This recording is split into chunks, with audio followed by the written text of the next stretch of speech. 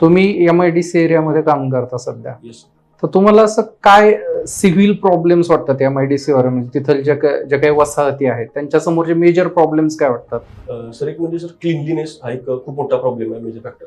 Second sir त्या ठिकाणी रस्ते म्हणजे छोटे छोटे MSME आहेत, पण त्या ठिकाणी रस्ते ची खूप सुविधा नाहीये.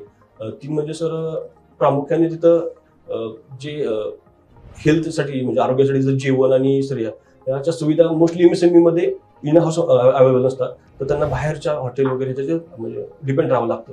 तर त्यामुळे त्यांच्या आरोग्यावर खूप मोठा मग परिणाम होतो. ह्याच्यावर पर्याय म्हणून आता ह्याचं बऱ्यापैकी काय होतं की MIDCच्या ज्या हद्दी ते ग्रामपंचायतमध्ये येतात किंवा महानगरपालिकेमध्ये येतात, तर ह्याच्याकरता जसं कंटोनमेंट व्यवस्था आहे आपल्याकडे, तशी व्यवस्था लागू केल्या जाऊ शकते का, किंवा ती वायबल ऑप्शन असेल का? सर मला वाटतं सरकारमार्फत हे केलं जाऊ शकतं, पण त्याची इम्प्लिमेंटेशन चांगलं होणं आवश्यक आहे मला वाटतं ग्रासरूट लेवलला, तर ते लोकांना फायदेशीर ठरेल.